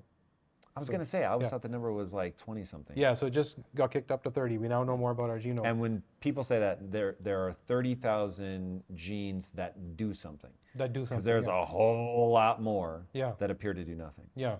Then all of a sudden you have stuff that is deleterious, or there's stuff that is actually detrimental, like causes you problem. So if you ask different people about what junk DNA means, you'll get different responses, right? There's the scientific response of actual junk in your DNA, right? Then there's people that are more functional in their thinking that will tell you it's the stuff that actually causes you harm, that maybe one day gene editing will, and I can tell you something that's going to blow your mind in terms of what's happening at the government level for genetic intervention. Might as well just tell you now while we're on the topic.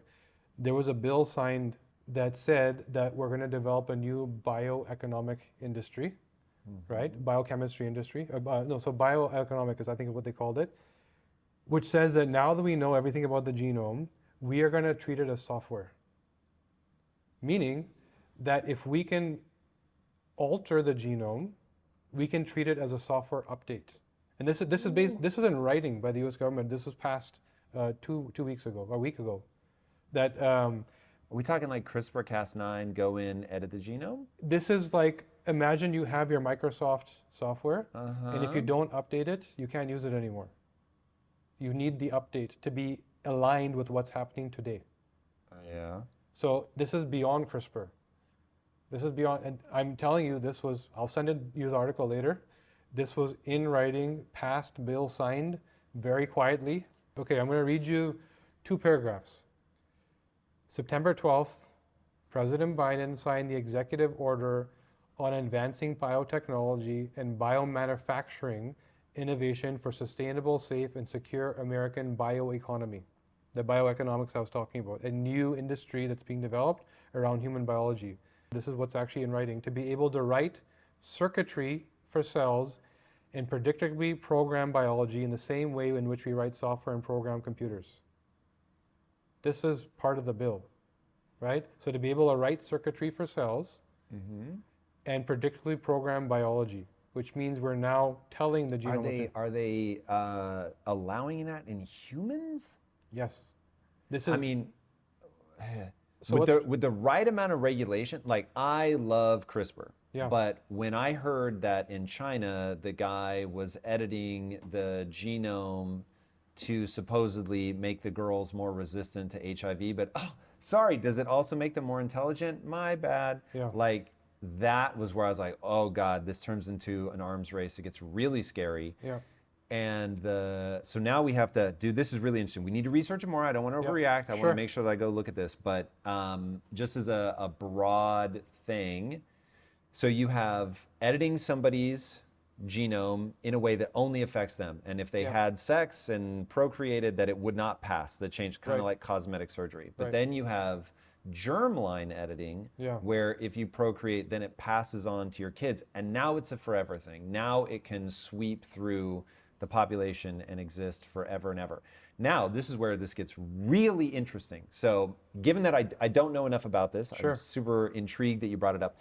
But people have already done things like make plants that glow in the dark.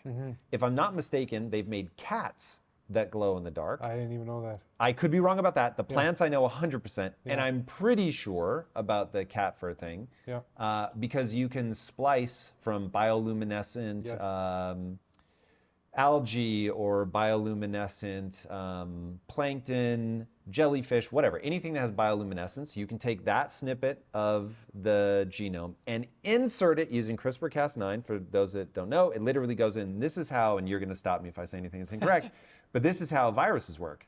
They go in and they're like, clip a word, and they just insert something new in that strand. And so the little things that run along the DNA and execute the code are like, cool, make a new piece of virus. And so it just replicates. So it overtakes the machinery of your own cells and gets them to create the thing. So it's like you have a bunch, gazillions of 3D printers inside, and what a virus does is hijack that and tell it to print this other thing. And so you can go in using the CRISPR-Cas9 technology, send it in, it will make a cut where you want it, which is crazy, remove that and either restitch it together without that thing or insert a new piece of code. And so you can insert bioluminescence, you can insert basically anything that you want. So there was something that, oh God, now I'm not sure if I'm talking things that they are hypothesizing that they should try or that they actually did, but that you can take, I think this is real. I think they actually did this. They took goats and they edited their genes so that in the goat's milk, they made spider webbing. And because it was thicker, because spider's web has the tensile strength stronger than steel. And so you could basically get this incredibly strong fiber in goat's milk. And I was like, what is happening? So this gets weird so fast that, So technology inherently isn't good or bad, right? Advancements but are thinking just makes it so, as the they say. Exactly right. So now, all the things we talked about. Imagine that golfer that has the bad endothelium health, right? Bad quality hardware. If you can then go isolate and splice that, and all of a sudden give them the resiliency that the other people have that have the good quality hardware. You can eliminate cholesterolemia. Oh God, but dude, are you freaked out by this? I don't know if I'm excited or terrified or a bit of both. I am excited with the opportunity if the intentions are correct. Here's what freaks me out every time. Assume their intentions are great. Now, of course, I'm setting aside like the incentives to create super soldiers and all that. For now, let's assume that their intentions are amazing.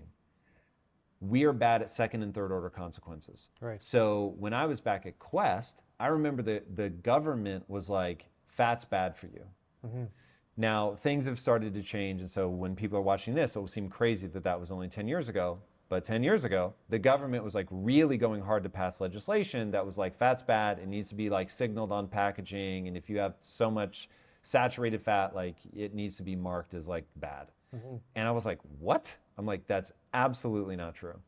And when you look at the food pyramid and you look at the My Plate recommendation, they are terrible and people should not be following them. So even assuming that all of their recommendations were with a golden heart and they were really trying to help people, they still were making horrendous choices that have caused a decline in health that is absolutely terrifying to behold. So I haven't thought through my position entirely, but my immediate reaction is to be deeply unnerved. Yeah. Yeah, it's interesting. The area where it's working in theory that avoids all of that mess is isolated, not head to toe genome editing, but for example, you may have a rare liver condition. Yep. Right? No, that's dope. Like fixing things that aren't germline. Right. Yes, please. Yeah. If somebody wants to glow, I've got no beef with that.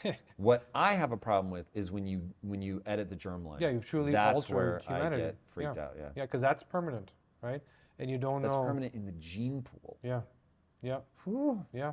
And if you can see that, like what we said earlier, we have 250,000 years of evolution and we haven't changed, right? So the pace at which we're meant to change. So we don't know what the negative outcome of tweaking the human body to that degree, that rapidly, the exponential change. We don't know what the outcome of that's going to be. Would you edit your genome? What I would do? Non-germline. Yeah, non-germline. That's exactly what I would do. I would deal with what I know is missing and insert it in the places where I'm biologically better, meaning that I want to be able to cope. I want to be able to golf, right? I want to be able to eat foods. Not that you now feel invincible and go do everything wrong, but even if you're doing everything right, there's still a bit of a threat in our reality, right? That's how you prevent chronic disease. So there's two layers. There's get rid of the bad, get rid of the threats, and then like we said, supplements or take in the things that support you with what you don't do. That's the bucket we're talking about. Part of supporting what you don't do is if I can edit the biological or that gene SNP that is failing that will cause me to now detoxify better. I'm not going to go start breathing pollution, but I know I can do a better job with my reality now, right? And that's me, myself, not being passed on. Do you know what a double-muscled cow is? No. There's a gene that controls how much muscle mass you put on. So you clearly work out, and working out for me sucks, and it takes a very long time. And since I know there's a gene that's like, muscle's expensive, don't put on too much muscle, you can adjust it. And somebody was hypothesizing that basically the vast majority of professional bodybuilders, like at the Olympia, Mr. Olympia level, have one of two things. Either just an unbelievable set of receptors for steroids, or they have this gene where you don't tell the muscles to stop growing. So they work out little. I mean, they work out hard, obviously, but the results that they get from that amount is disproportionate. Yeah, now that I've heard it, I read that article. I didn't realize what it was called. But that is, again, so there's a different answer. That is genetics. That's where most of the funding, most of the research is going. Because what is the outcome that funding or research wants? Is a pill, right? I want to own and patent something that if I give it to you, it creates, like you need this pill, right? And the functional answer is lifestyle, environment, nutrition, which is you changing your habits, which is I not. want to go in and snip my genes. That's what I'm talking about. So yes, I want to turn that thing off. Why is it challenging for you to put on muscle? The answer is simple. We earlier said that you're androgen dominant, right? You have enough free-flowing testosterone. You bind it well, which speaks to your body type, your jawline. It speaks to all that, your phenotype, right? What you're not doing is producing enough estrogen. Estrogen is what gives you mass.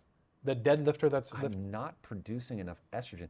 I almost didn't hear that because that sounds so There's unreal. a gene, so progesterone, that's where you start, converts into testosterone. You may convert that into DHT, which is like the manly man, ripped, no fat, but it's also highly toxic. I don't have a dry look though. Even when I was my leanest, I still have what they call a wet look. Right, yeah.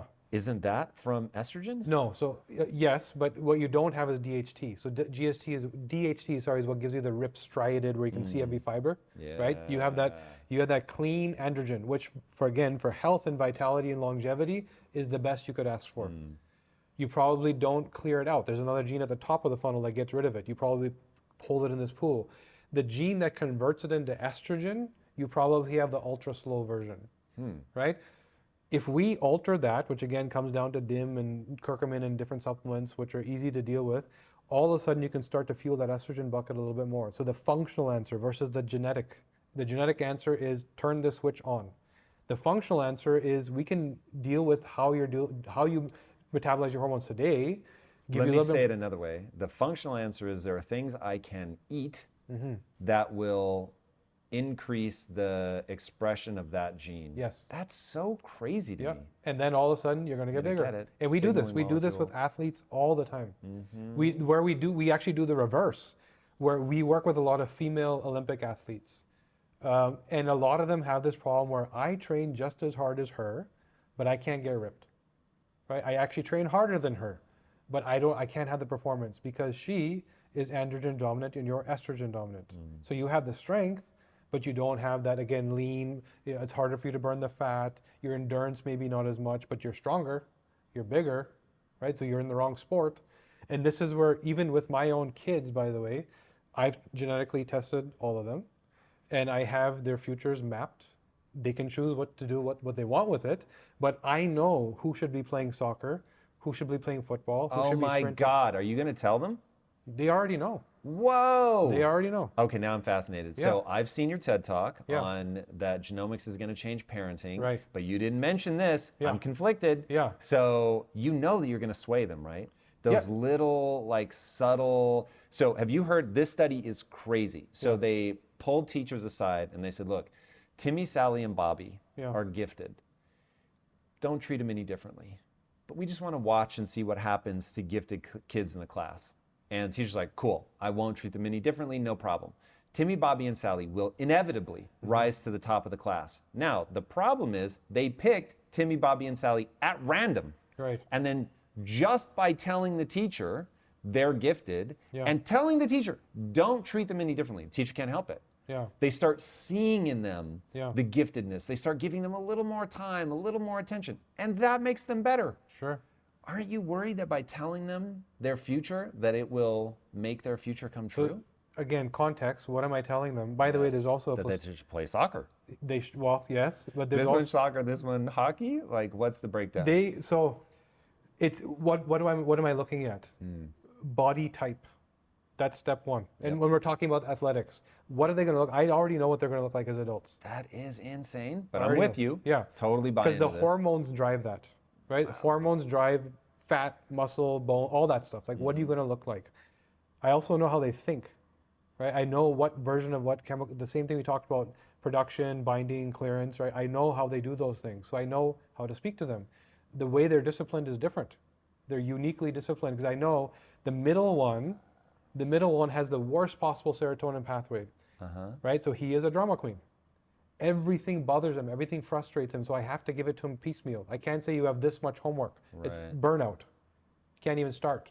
Right? I have to do one thing, take a break, do one thing. The other one needs high level of structure, the older one. If he doesn't have structure, he's going to fail every time. But if he has a structure, he will get it done within the timeline. So the way they think is unique, right? Going back to what you said earlier, by the way, there's a placebo gene. So there's literally a placebo gene. Wow. Yeah, for that manifesting your thoughts. There's actually a gene that determines how well you do that. I have the biggest placebo gene of all time. Whatever the most effective thought control is, I got that. So your ability to actually believe the sugar pill is real is actually manifested through a gene that determines how well you can convince your body that this is actually happening. Wow. Yeah.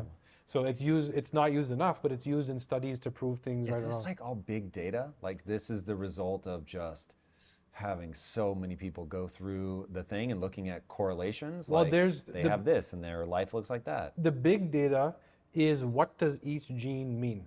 What is its function? That's not actionable, however, because that's not correlated to how does the body work.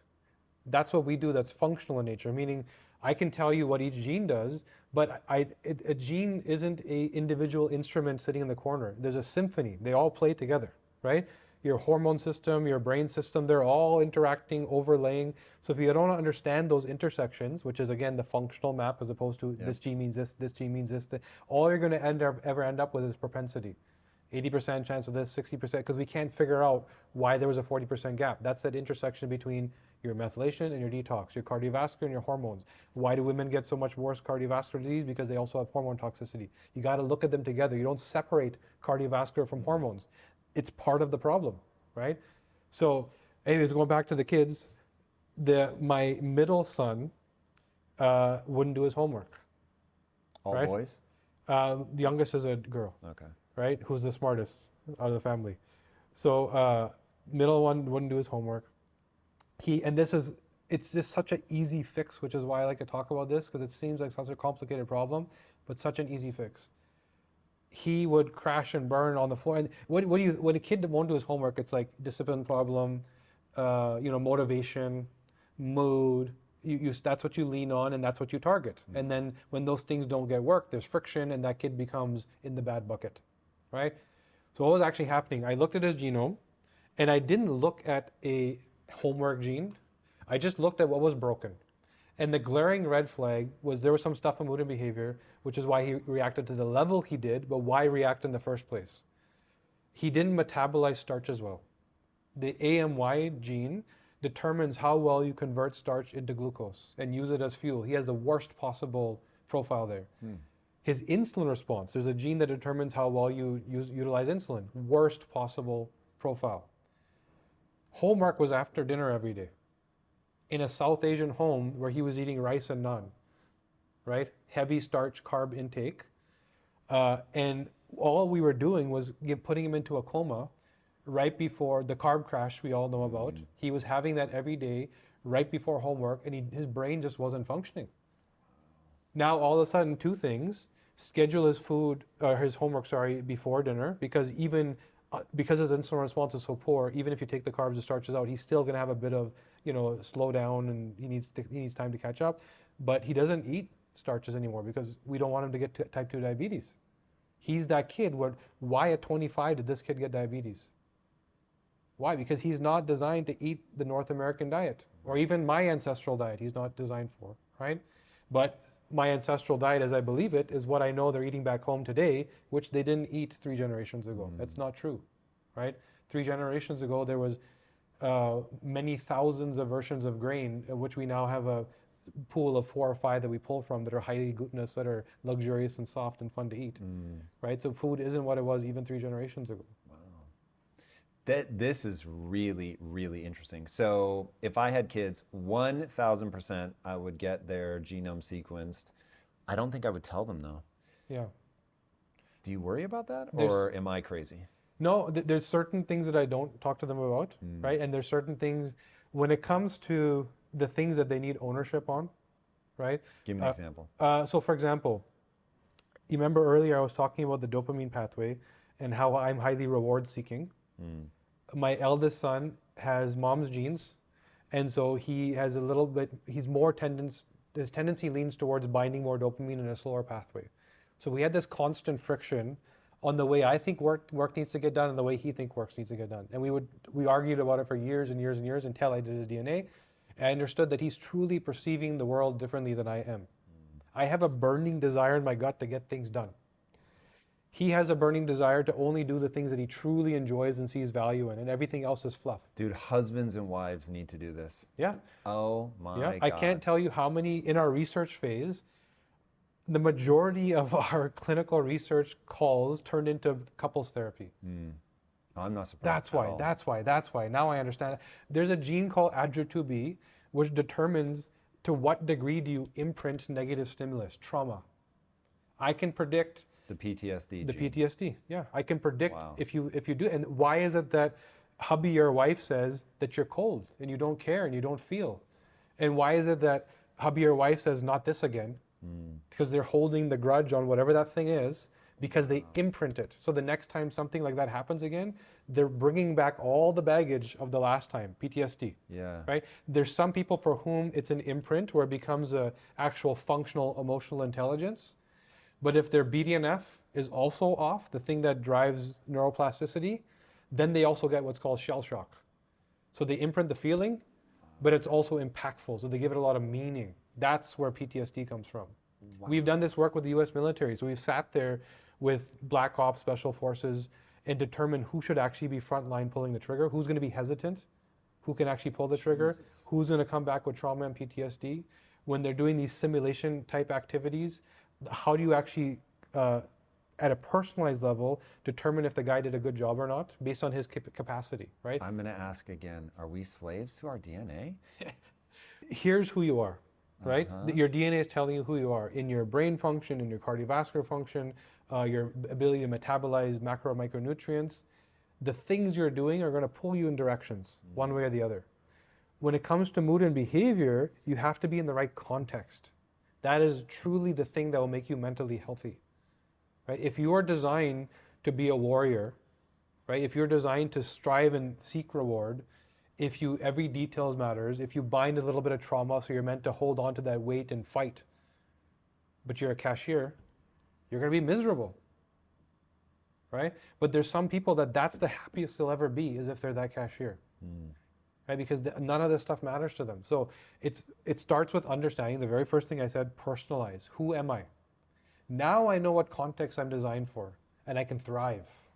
I can thrive both in health, both in mood, and aging as slow as possible. So it's a combination of knowing what I do, the environment, nutrition, lifestyle choices I have to make, and putting that in the right context. That equals whatever you want: longevity, good relationships, achieving your goals, all that stuff. Man, I can think a few things more fascinating than this. My wife often jokes that, I wish I had your memory. Yeah. Now, the reason she says that is I have a terrible memory. So things don't stay with me, Yeah. good or bad. So if something bad happens, I will completely forget that it happened. Yeah. And so when we left our last company, Quest, I didn't miss a beat, didn't even think about it. Yeah. Literally, my last day at Quest was Monday, and then my first day at Impact Theory was Tuesday. And for Lisa, it was like, even though she was ready to go, there was just something about but that is a part of who I am, and things really imprint on her in a way that they don't on me. Yeah. And I am hyper malleable. So I can, and I mean, it's interesting because I teach people how to do this in Impact Theory University, and I often wonder, I find this very easy to do, and then other people really struggle with it. I'll tell people, hey, you can build desire. There's actually a process of how to reinforce it using biology to take advantage of the fact that your brain will create a story, it will justify whatever amplitude reaction you give something. So if you react largely to something, your brain goes, whoa, then I guess we feel strongly about this. And if you do it enough, you'll actually get the emotion hardwired into you. And I'm like, now do I just find this easier than most people? Because I find that works for me extraordinarily well, but I know other people can struggle with it. For sure. Very interesting. For sure. So do you remember, I don't know how long ago, so it was maybe 15 years ago, there was a genocide in Rwanda. I think they were called the Tutsis and the Hutus. These two tribes were killing each other. And one of their common tactics was cut the person off at the arms, at the elbows, because now you make them economically a problem also. It's not just, killing them off, but make them suffer economically. That was the terrorism that they used on each other. So imagine that trauma of people coming into your tribe, watching your son's arms getting chopped off. Oh my right? God. Imagine that. Yeah. As soon as the war was over, these two people, the Hutus and the Tutsis, were friends in the market selling to each other as if it never happened. The guy at the elbows that had his arms cut off was working with the guy that cut his arms off. Jesus. Right? How is that possible for that to happen? Because the genetics that you're describing of yourself is probably the same. And we went back to this earlier, the fast clearance of dopamine. So the ability to just move on and think about the next thing. And the inability to actually bind the pain and trauma, which speaks to your capacity to just move on, think instead of feel, and to not remember the bad thing that happened, because you actually don't remember. You have to actually imprint a feeling to be able to then recall it and use it as a tool. And if you don't do that, all you remember is the information, the intellect part of it, not the feeling part of it. That's what you do. You're a Tutti and a Hutu, right? This is where, by understanding this, now everybody going through your process, you've designed something that explains your success, right? It explains how you became who you are. People that are like you are going to thrive with that information. The people that are like Lisa, right? Maybe they feel a little bit more, maybe it lasts a little longer. And I'm assuming some of these things, using her as an example, maybe it's not going to work so well for them. But now, you know, if they knew this about themselves, they know exactly what to add or delete to make this thing work, because your system works. There's no doubt that it works. There may be some other tool that they also need, or something they need to remove and customize, and all of a sudden they also thrive, right? That's so powerful. Like, Yeah. what a useful addition, whether it's how to exercise, how to eat, whatever the case may be. It's really extraordinary. All right, this is all mind-blowing, man. Where can people follow you? So me, Instagram is Kashif Khan Official, so K-A-S-H Khan, K-H-A-N. We're at thednacompany.com. And we launched a podcast for our own audience. It's an educational tool. Someone buys a test, they want to learn more. So these scenarios you're hearing about, if you want to hear more about autism, whatever, go to Unpilled, the Unpilled podcast, and that's where we teach you about the way we think. Love it. Yeah. Boys and girls, if you haven't already, be sure to subscribe. And until next time, my friends, be legendary. Take care. Peace. If you want to learn how to slow down and even reverse aging, click here now. So in our body, we have two types of information when we're born or even when we're conceived. There's the one that we all know about. We can get our DNA read. That's the genome. But there's this other layer called the epigenome.